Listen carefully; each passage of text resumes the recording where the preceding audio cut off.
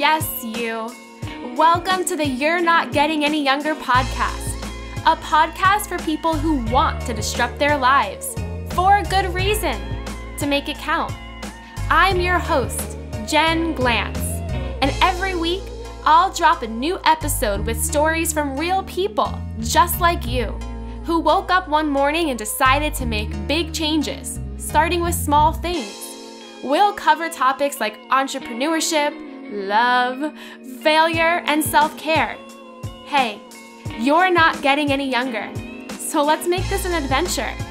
Ready?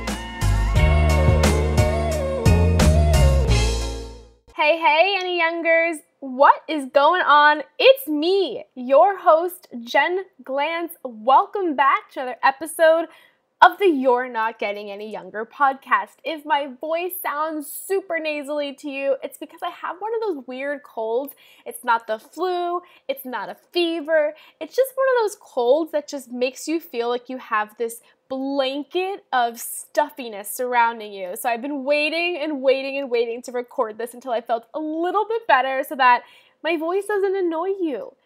But you're here, and I just want to thank you for coming back to another episode of this podcast. Here's what's up, here's what's new. I have been working my butt off this week to launch my new project. It's called Finally the Bride. It's an interactive wedding experience where you can vote on all of my major wedding decisions. You can give me all of your favorite wedding advice, and as you do that, I'm gonna sit back and follow everything you say and write about the process as it happens. Why did I decide to do this? Because the second you get engaged, everyone has an opinion. And I realized, you know what? Planning a wedding was never something I wanted to do. I know as a bridesmaid for hire, that sounds weird. You would think that I love weddings and that I know so much about weddings. But the truth is, I am so indecisive about everything, and planning a wedding included, which is why I'm opening up all of the decisions to you. Right now on the website, I officially launched it this week, so on the website right now, there are over 20 things you can vote on. Everything from where should I go on my bachelorette party to how much should I spend on my wedding. I'm literally letting you make all of my craziest wedding decisions, and I already released chapter 1 of the book. So unlike other books you read in the bookstore or you buy on Amazon, this book is free. I'm not charging you a penny to read it because I feel like, why should you have to pay to read books all the time? And 2, it's going to be available chapter by chapter. So it's written in real time. Every month I'm going to release a new chunk of the book so that you can read it as you go. Most of us buy books and it takes us months to finish them. This is the kind of book where you can read a chapter a month. You're probably wondering how I'm making money off this project. I'm really honestly not, and that's sort of the cool thing is, well, cool and not so cool thing. This is not going to help me pay my bills. It's just another thing that I'm doing, but it's another thing that I'm doing for you because I do feel like as an artist, it bothers me that I have to ask you all for money to buy my books, to buy this and buy that, and this is just another project that I'm super passionate about, and I'm doing it for free. Cool. Enough about Finally the Bride. You're here for a podcast episode. You're not getting any younger. If you want to hang out with us, come join the Secret You're Not Getting Any Younger Facebook group. Every week I say this and we have loads of people come join the Facebook group. It's a fun, cool place. It's not promotional at all. It's not one of those Facebook groups where people are trying to sell you face cream and hair masks. It's a group where people are talking about the honest kinds of questions that they don't know where else to ask. It's a really fun group. And also, if you want to support this podcast, this is another free thing for you. Just scroll down. Whatever you're listening to it on, scroll down, hit the buttons that give you the stars, rate the podcast, review it if you can. All of that stuff means the world. Also, if you're listening to this podcast and you love it, screenshot it, post it on Instagram, tag us, @AnyYounger, @Jen Glantz. Send me a DM. I want to be friends with you, so say hello. Podcasting is such a solo experience. Like right now I'm recording this episode solo in my living room, staring at plants and hoping the air conditioner does not make noise. And sometimes it gets lonely, so don't be shy. Come say hello, whether it's a DM, whether it's an email. My email is jenglantz@gmail.com, or maybe you just come to the Facebook group and we chat. I wanted to do this episode on the word boundaries. Those of you who have been listening to other episodes, you might have heard that a couple weeks ago I mentioned that the word boundary is my word of 2020, and it's my goal of 2020, and that's what I'm starting now to work on. I started to realize that my schedule was completely not mine anymore. You know, it was almost like my schedule had too much stuff on it, and none of the stuff on the schedule was anything that was helping me become a better person or working on what I want to work on. I got out of control to the point where when people would message me and ask me to hang out, I literally would have to tell them, the next available time I can see you is December, and right now it's October. And I hated being that kind of person. I really hated having the kind of schedule where I would be out from 8 a.m. to 10 p.m. every single day working my butt off on things I just don't think I care about. And I decided to take control of my schedule and set boundaries. And I want to talk about that word because if we don't have personal boundaries, then we get walked completely all over, or we get taken advantage of, or honestly, we start getting pulled in directions that we do not want to get pulled in. And boundaries is not just a work thing, and that's not just a work thing for me either, but boundaries are also how you feel you deserve to be spoken to by others. And boundaries is when you decide to stand up for yourself. And boundaries is how much shit you take before you say, you know what, I deserve better. So I want to do this episode today giving you 3 top tips on setting boundaries. And these are honestly some of the tips that I have used for myself, so that boundaries are things I'm putting in place now, so that when the ball drops and 2020 starts, I don't have to scramble to figure out boundaries. I'm already starting that journey now. Step number 1, figure out what you want. You cannot have boundaries if you're so completely uncertain about what your goals are, what you want to accomplish, what you want to work on. You have to know that, and it has to be crystal clear. Take a sticky note, a sheet of paper, write it on a document in your computer. What are the 5 things you're working toward? Not what your goals are for the next 5 years, but what are 5 things you're working toward right now?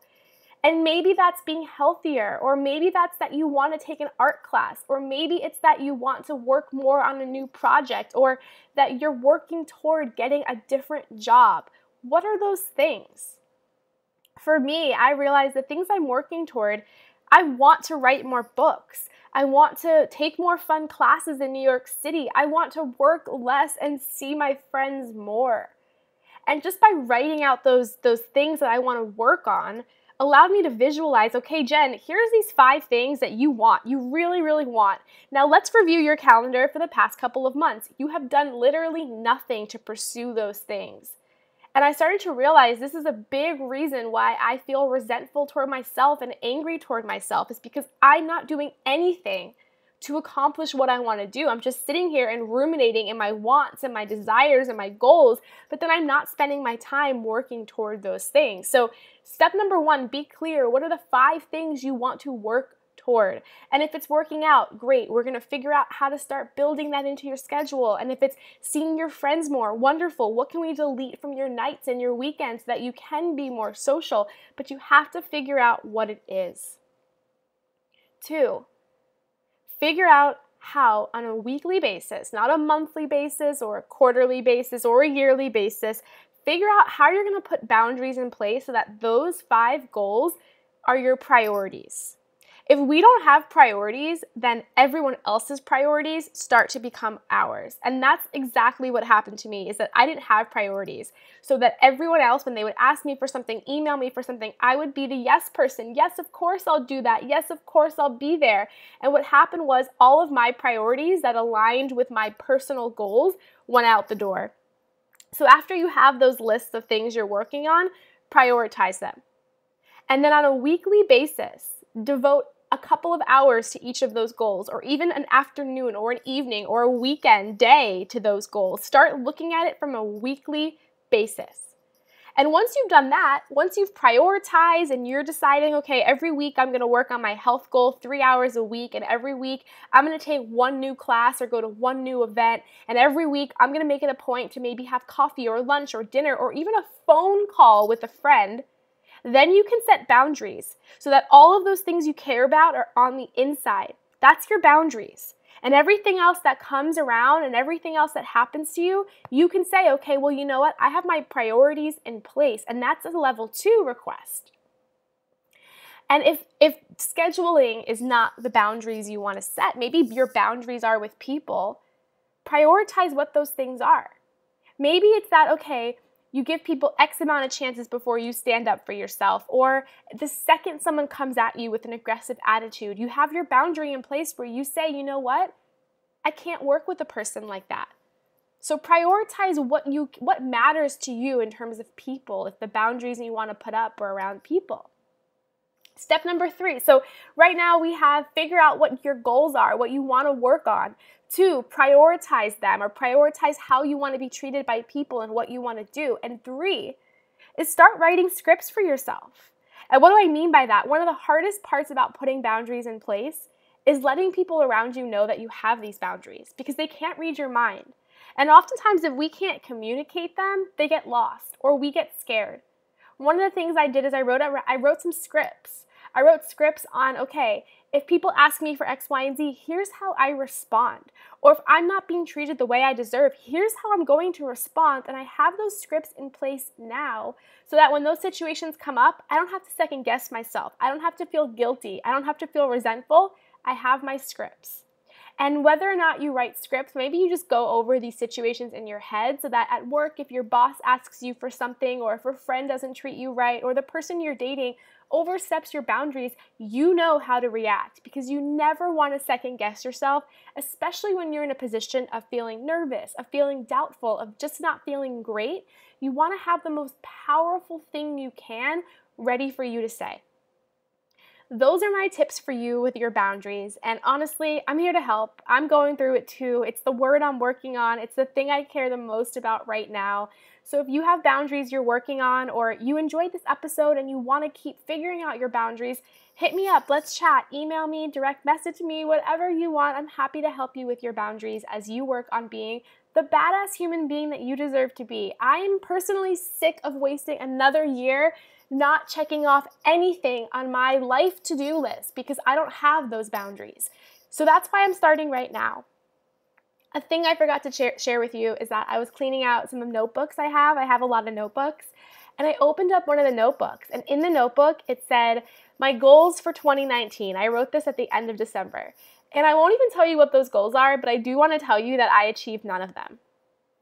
And I want to let you know that the hardest part of looking at that page wasn't that I didn't achieve any of them, it's that I didn't try. And it was almost like I set those goals, those intentions at the end of December, and I did nothing this year to work on them because I forgot about them.